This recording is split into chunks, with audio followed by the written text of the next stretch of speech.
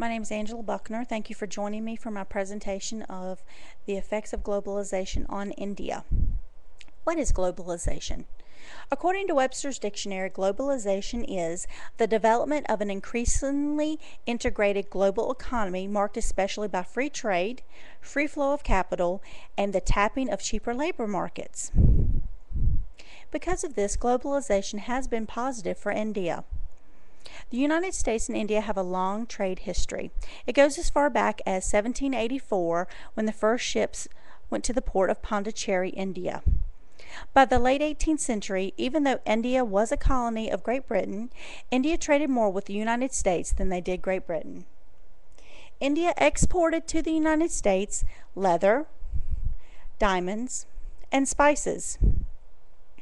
India imported from the United States machinery, tools, technology for that machinery, finished products, and kerosene. The United States would import raw materials from India and transform them into finished goods which they could resell to them. During World War I, India looked to the United States for finished products because Great Britain was focusing so much on the war effort.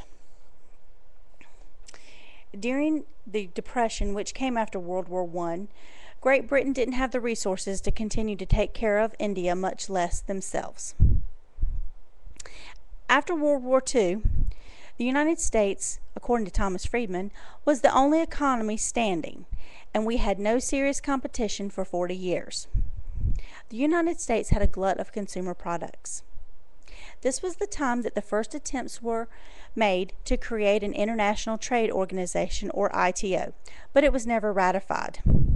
In 1947, the General Agreement of Tariffs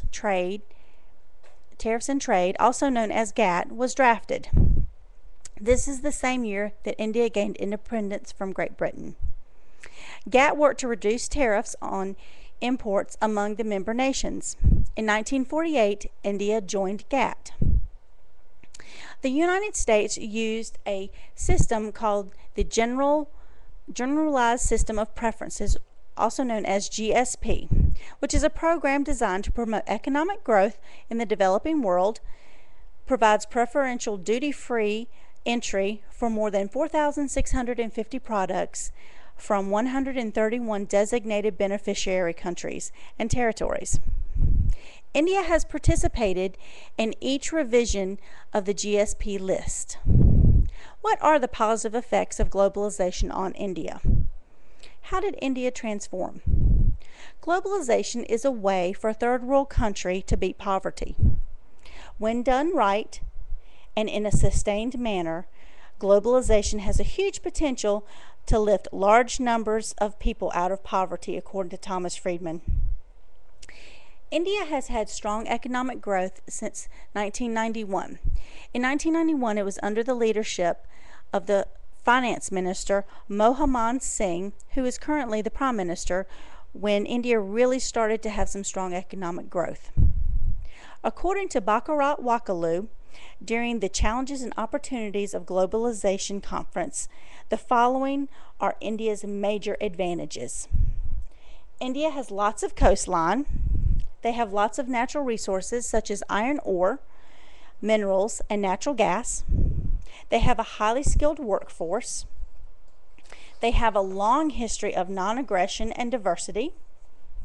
And India is attractive to exporters because they have a primarily English-speaking population. They have a large consumer consumption base. There are large disposable incomes in the middle class. And their fiscal deficit is down from 5% to 3%. This has caused lots of cultural changes in India. India has been transformed to be a more responsive and adaptable country. Call centers now have a workday of 8 p.m. to 5 a.m. Men and women work side by side at night, which was never done before. Joint families are no longer a necessity but a choice. Hollywood movies are shown right alongside the Bollywood 3-hour epics. Everyone has a mobile phone. There's lots of internet access as well as internet cafes.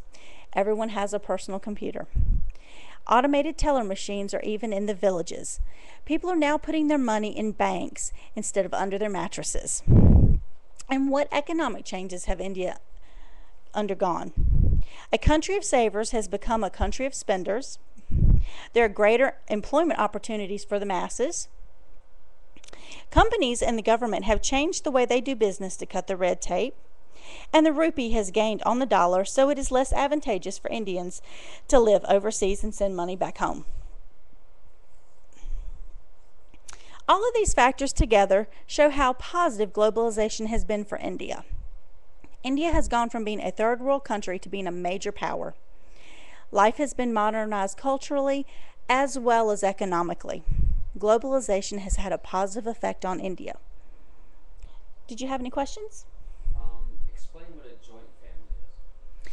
A joint family is a situation where a mother and a husband and a wife would have a son and a daughter, let's say. The son would take a wife, and that wife would come to live with them. Their daughter would go and live with her husband. When the son and daughter-in-law would have children, those children would live in the same household. They would all pool their money together, and everyone would get allowances, and that's how they would live. Who was Mr. Wakaloo? Mr. Wakaloo is the president of the United States division of Tata Industries.